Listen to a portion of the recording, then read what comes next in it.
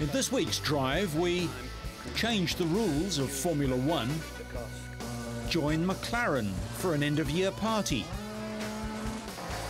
rally in Australia, and feel the pain in Spain. All this and more in this week's Drive.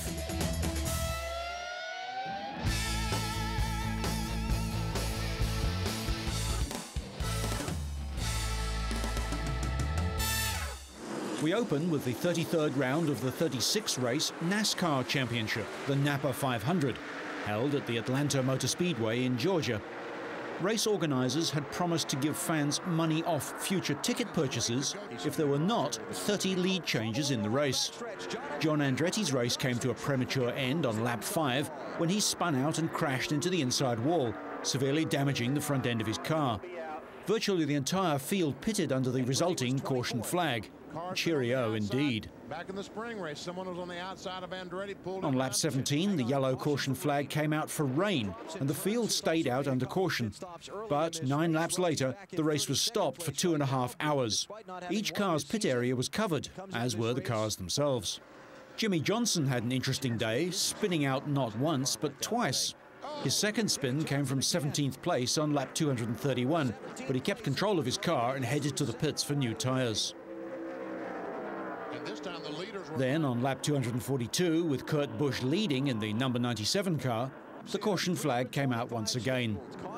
The pit crew won the race for Busch when, under the 4th caution, the leaders all pitted, despite falling raindrops that threatened to end the race at any moment. So far, hope for you that it rains. For the rest of them, maybe not. Busch took 4 tyres with an air pressure adjustment and fuel and beat Stewart and Nemechek out of pit lane and held on to first place when rain forced an early end on lap 248 of the race, which was scheduled to last for 325. It was Busch's 3rd NASCAR win of the season and his 2nd in as many races. And just as he had after his last victory, he celebrated with a display of rubber-burning spins.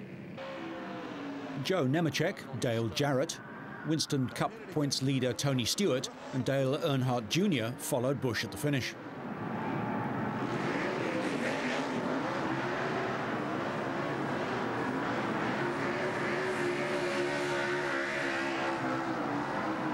Jack's having a heart attack right now. Yeah. My motor would be. That's glad through the cloud of smoke. Formula One team bosses have welcomed changes to Grand Prix meetings next year. The changes see a ban on team orders, a revised points system, 1 lap at a time qualifying, and the end of the Belgian Grand Prix thanks to restrictions on tobacco advertising. Qualifying will be 1 flying lap for each car, cars to run 1 at a time. Running order on Friday will follow the championship, and in the previous year it'll follow the championship of the previous year, with the championship leader going out first, the second in the championship running second, and so on.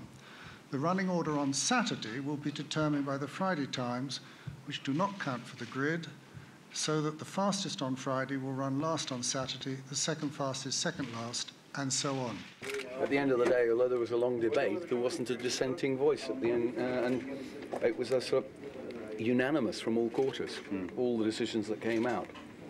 And I think, you know, I've always firmly believed that we're in a cyclical situation here. We're not in sort of some death throes of Formula One. This is just sort of needs some lift, needs some change, and that's what we've just gone about and done in a sensible and intelligent way. Do you think it'll work?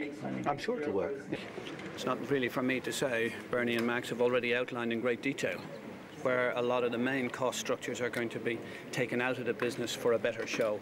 And that's what we're trying to do today, to make sure that you get a better show, better excitement, but at the same time contain and reduce where appropriate the costs, because that's the significant factor. Sir Frank Williams left without comment, but former champion Niki Lauda was asked if the cars or the tracks needed to be changed. The only reason you can overtake is if you do both. We have to do the cars, which we're going to start on the 4th of December. There was a discussion to come back in with slicks and reduce the aero package, for example. Then you can pass easier.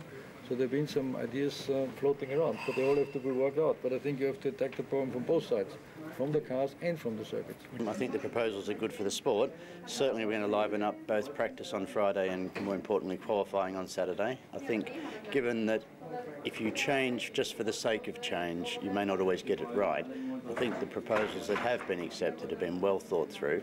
They will do what we want to do, which is improve the show to the people. And I think it's a little bit of help in there for the smaller teams like us, particularly with the Friday practice and also the points down to 8th. So it's, life is a compromise. We've compromised as best we can in the interests of the sport. And although there may be one or two people that don't agree with everything, I think it's fair to say that most things went through unanimously for the benefit of the sport. There wasn't much to celebrate as McLaren drivers David Coulthard and Kimi Raikkonen joined other Mercedes-backed stars, such as Frenchman Jean Alesi, at an end-of-year public party in Stuttgart. Despite the rain, the factory paraded priceless historic models from their museum and also treated the public to a demonstration of Formula One's safety cars. The McLaren-Mercedes team finished the Formula One Championship in 3rd position with 65 points, 33 behind Williams and 56 adrift of champions Ferrari. David Coulthard was 5th in the Drivers' Championship with 41 points, 1 less than Ralf Schumacher and 9 behind his Williams teammate Juan Pablo Montoya. Well, I think that clearly we would have hoped for much more than we actually achieved. One Grand Prix victory in Monte Carlo, of course, is worth maybe a little bit more than other circuits, but nonetheless it's not what we set out to try and achieve this season. You can see we took a gradual development during the course of the year, and we finished a little bit in front of Williams, which was the immediate goal. So now we have to work to catch Ferrari, and I believe that's possible. Coulthard's teammate, 23-year-old Finn Kimi Raikkonen, and 6th in the drivers' standings with 24 points, was also in a positive mood as he signed autographs before giving fans a close-up view of a typical pit stop, Formula One style.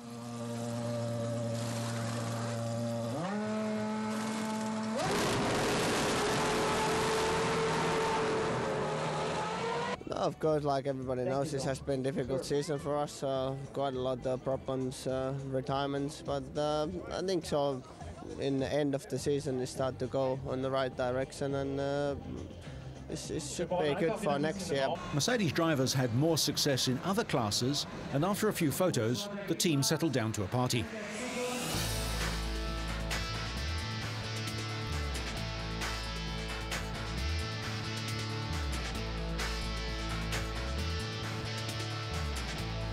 The penultimate round of the World Rally Championship moved to Western Australia. Australian conditions are unique, and the rounded gravel requires specially cut tyres for the best traction.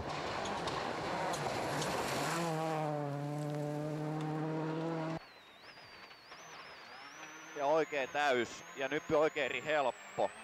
Ja nyppy 4 vasen pitkä eri tiukka. 8.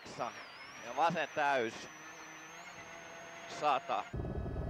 Newly crowned world champion Marcus Gronholm of Finland in his Peugeot took over the lead from Subaru's Norwegian Petter Solberg after setting the best time on stage 3, before going quickest on the next one.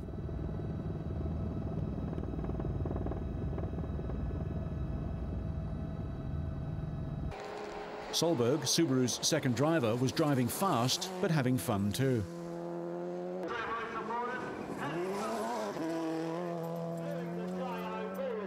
Former world champion Carlos Sainz held 3rd initially for Ford.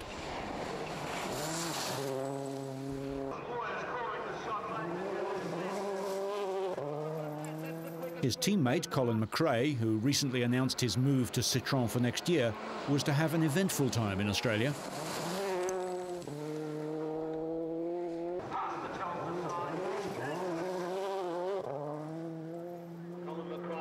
Reigning champion Britain Richard Burns was still looking for a first win this year.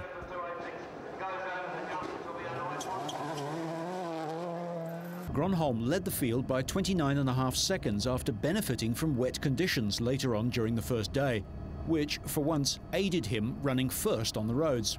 He went quickest on 6 of Friday's 8 stages.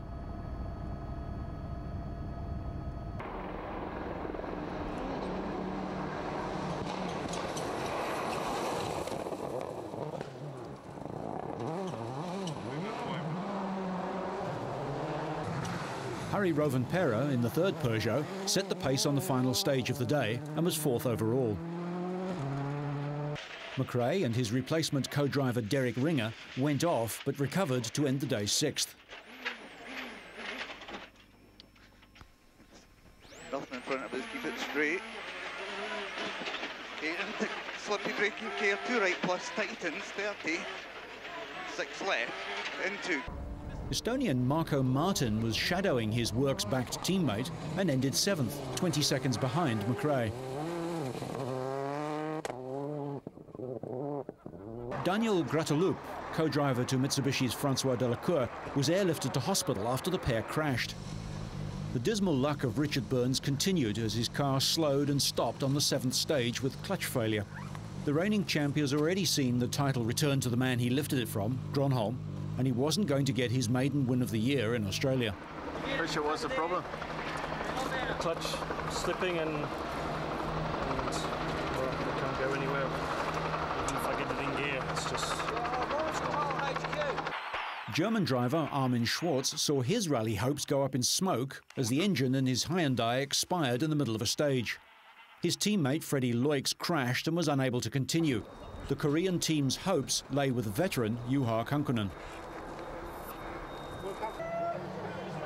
Gronholm wasn't sitting back on his title, and on day 2 he increased his overnight advantage over Solberg to 48.3 seconds, setting the pace on 4 stages, with only 4 more forest stages on the final day remaining.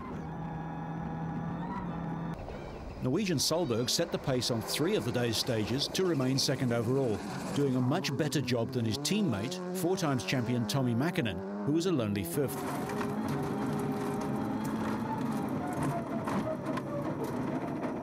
Peugeot's Finn Harry Rovanperä claimed 4 fastest times and was 20 seconds ahead of 4th-placed Sainz.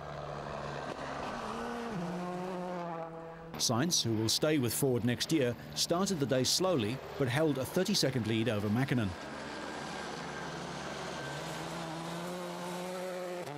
Finn Jarni Parsonen, standing in for the injured Briton Alistair McRae at Mitsubishi, rolled his car but was able to continue after losing more than a minute to claim 12th place.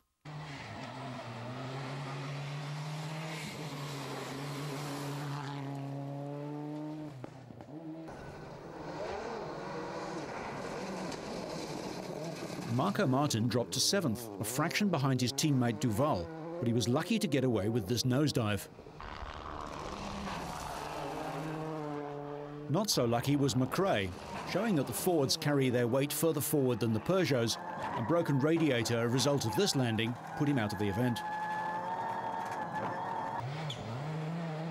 Up front, Gronholm was having an unflustered rally.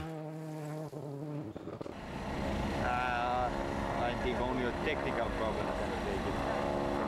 But you never know. Impressive young Belgian driver Francois Duval improved to 6th after passing Martin and led the Estonian by 0.8 of a second. But it would all go completely wrong for Duval on the penultimate stage. He left the road midway through the 34.5-kilometre test and severely damaged his car before being flown back to the medical hospital and the service park, luckily without any serious injuries.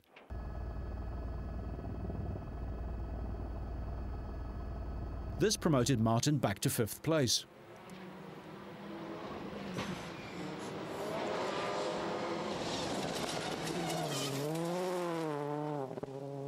Solberg was on target for 2nd place but ended up 3rd, 1 minute and 28 seconds behind Gronholm.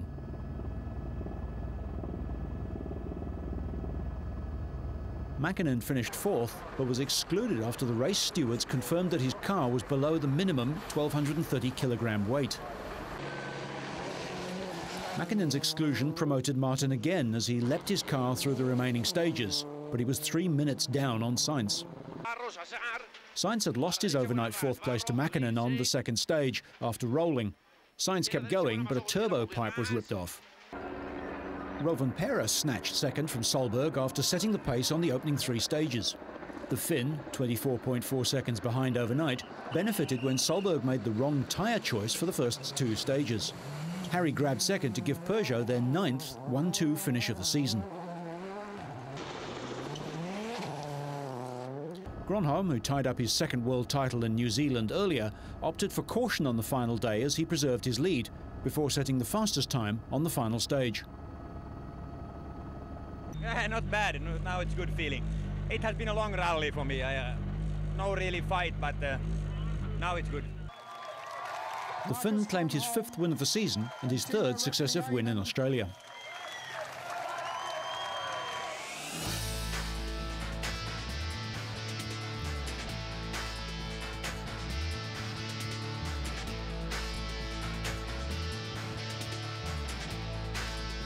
The 2002 MotoGP season drew to a charitable close at Valencia in Spain. Fundraising began with the Riders for Health golf tournament. Spanish riders Sete Gibernau and Fonsi Nieto tried their hand at the testing course, with Gibernau even walking away with the trophy for 2nd place. 2 days before the race, the Day of Champions saw the world's top motorcycle racers mingling freely with fans, posing for pictures and signing countless autographs.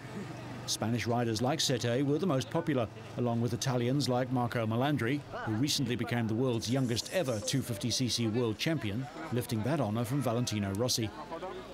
Rossi arrived in Spain fresh from his 50th Grand Prix win in Australia, and the Italian was looking to break more records, aiming at new benchmarks for points scored in a season and total podiums, and trying to equal Mick Doohan's record of 12 wins in one season. The Day of Champions treated the fans to a host of attractions, all to benefit the aid organisation Riders for Health. Funds will go to the Binga district of Zimbabwe to help those suffering in the African country. Former Grand Prix star Randy Mamela was selling hair-raising backseat rides on a potent Yamaha R1 road bike to brave punters, all the funds heading to Zimbabwe. The paddock was crammed with fans all wanting to catch a glimpse of their MotoGP heroes while doing their bit for a good cause. There was also another of the popular memorabilia auctions which saw riders donating leathers, helmets, gloves and other kit for fans to purchase their own piece of MotoGP history. Gibernau auctioned one of his helmets to the mayoress, Sagaria Sanchez.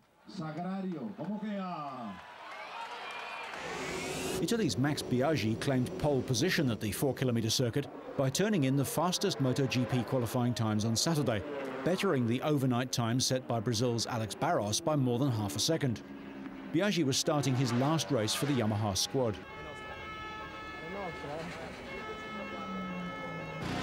Barros bettered his Friday performance too, but only by enough to finish runner-up. Barros has become a revitalised hot property in the paddock ever since he got his hands on a 4-stroke Honda, the same as that ridden by world champ Rossi. Japan's Daijiro Kato, another rider who received one of the new 5-cylinder Hondas and put it to good effect, claimed 3rd place on the grid.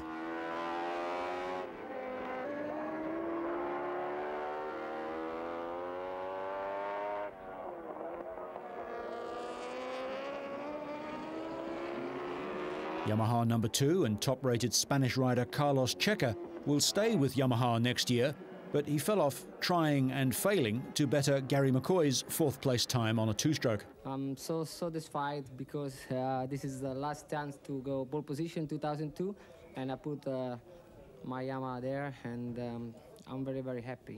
In the 250s, Marco Melandri on an Aprilia couldn't improve on his Friday time, but then nor could anyone else, so he started from the front of the grid.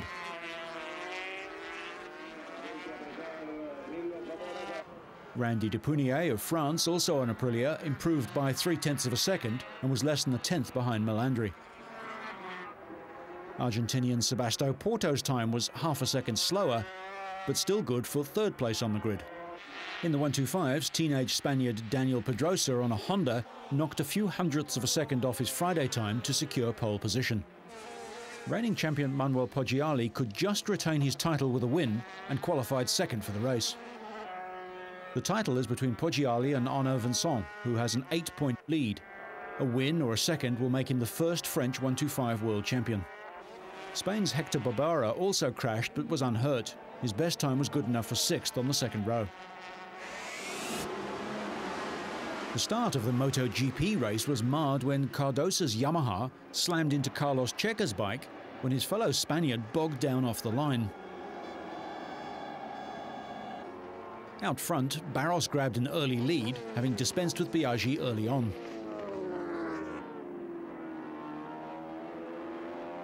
Australian McCoy's two-stroke career ended with a crash and an early shower, and he'll join Kawasaki next year. Valentino Rossi carried the fight to Barros, the two Hondas steadily opening a gap over the rest of the field. Rossi has never won at Valencia, but he was going for that record-tying 12th victory in a single season. The Italian kept closing, but Barros is probably the only rider able to outbreak Rossi. Alex's teammate Loris Capirossi ended his last race with the team in the gravel. Biaggi failed to use his pole position and had a lonely race in third place. At the end of 30 laps, covering 120 kilometres of torrid action, Rossi streaked across the line 0.2 of a second behind Barros. Italy's Max Biaggi was third, good enough for number 2 on the final year-end tally behind Rossi. Alex Barros ended the season 4th overall, just 5 points behind Toru Okawa. No, this race, it's a very special race for me. Maybe the last one in the team and after 4 years, and I want to give my best result in the last race. The 250 race looked like being a torrid affair, but eventually Italy's Melandri led all the way and easily won his 9th victory of the year. Main interest in the race was the fight between the Hondas of Roberto Rolfo and Emilio Alzamora. An early race between teammates Fonzi Nieto and Elias ended when Nieto crashed, and Elias was swamped to finish 10th. Rolfo held off Alzamora for second despite this last-minute effort. Melandri's 9 wins equals the 250 class record of his countrymen Rossi and Biaggi in 1996 and 99 respectively. The champion is moving up to MotoGP next year. The 125 class was the only one where the championship was still to be decided. Danny Pedrosa led from pole, shadowed by champion-elect Vincent. Reigning champ Poggiali was well off the pace and ended 7th. Pedrosa and Vincent traded the lead for 25 laps, but the Frenchman was content to take a safe second to claim the first 125cc world title for France.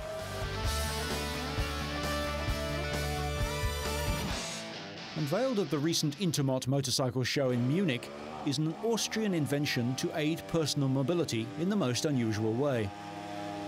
An intricate answer to a question that no one was ever likely to ask. Walter Dorfer's Speed Skate takes the exercise out of skating, the style out of a scooter, and adds noise and two-stroke fumes to literally blow its operator along. That's the new skate speed. I built it for people which don't like to skate, which also want to go from one place to the other, and they will do it with a motor. And that's the pure. A motor, skates, and me. And I can go. For the technophiles, Skate Speed has a single-cylinder 51cc two-stroke engine that develops a heady 2 kilowatts at 7,500 RPM. There's a 900cc petrol tank for the pre-mix petrol oil fuel. The modified brush cutter direct drives a fan inside a wire cage. I've been trying to think of a single reason why someone would want a Skate Speed. A noisy, smelly two-stroke on your chest, a buzzing fan a metre or 2 behind you, and extra impetus to crashing off your inline skates. It's surely easier to walk, catch a bus, or simply drive.